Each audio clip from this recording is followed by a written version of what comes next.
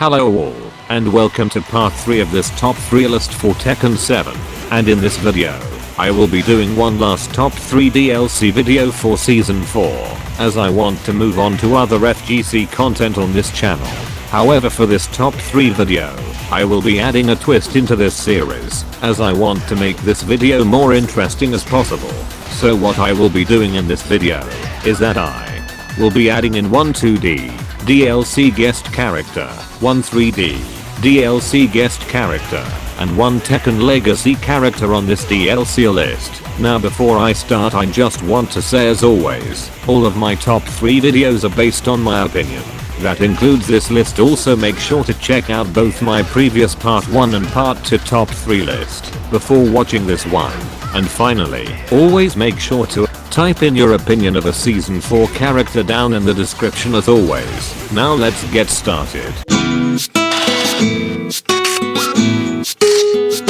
Now, in my opinion, when I think of Scorpion being added into Tekken 7 as season 4 DLC, I must admit, I have a very mixed view of him being a part of the Tekken 7 cast, as the only thing that makes Scorpion have value as a DLC guest character for Tekken 7 Season 4 would be his fan base from the Mortal Kombat series, as he is by far the most famous FGC characters of all time, as he has one of the best character design of a ninja in any FGC game, whilst having one of the best, if not the most baddest catchphrases of all time, when compared to any fighting game.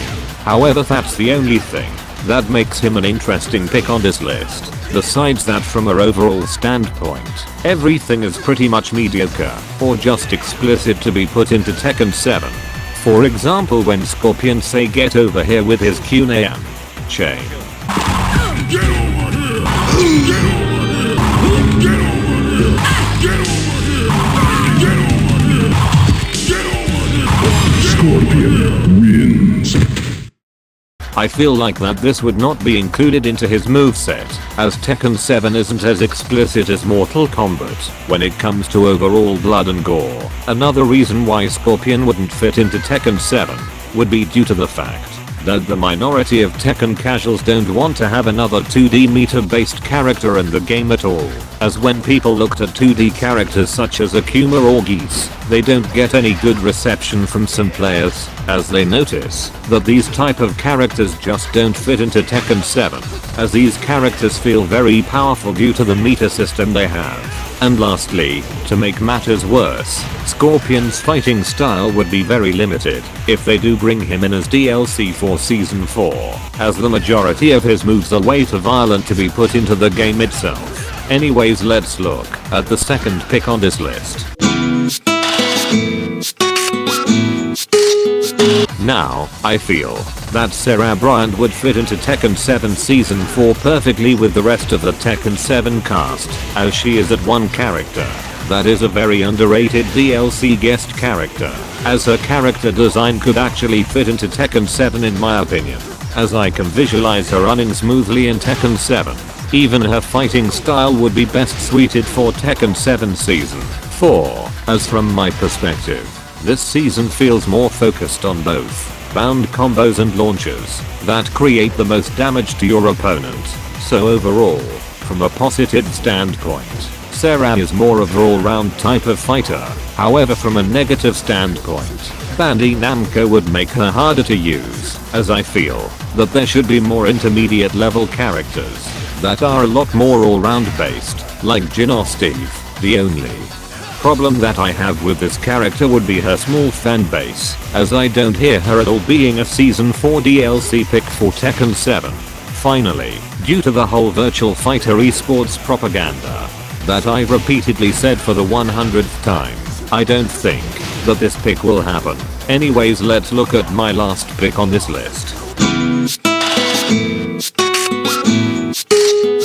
Now, this pick shouldn't really be here, as Bruce Ivan is the only character that I know that really should be a part of the Tekken 7 Season 3 DLC instead of Fakumram in my opinion.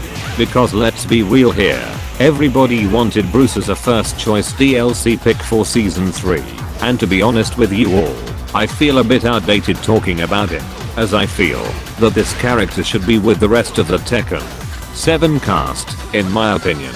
Now normally I would talk about Bruce's character design and fighting style. However, since this is a Tekken legacy character, I won't explain those points, as I don't think it's necessary, since both Josie and Fakumram have taken some of his moves already. However, I will explain why Bruce won't be in Tekken 7 for the foreseeable future, as I doubt that he will be included in this season. Now the reason why Bruce won't be in Tekken 7 Season 4 will be based on the fact that Bruce Ivan was replaced by Josie, who has some of Bruce's moves at her disposal. However, I'm not too sure how popular he was in Tekken Tag 2, as I've seen a variety of different character usage rankings based on him, and I'm not sure if he was used more or not at all, as I did looked at various ranking, and I'm not too sure which one's accurate. Anyways, thanks for watching, make sure to like and subscribe, and in a bit,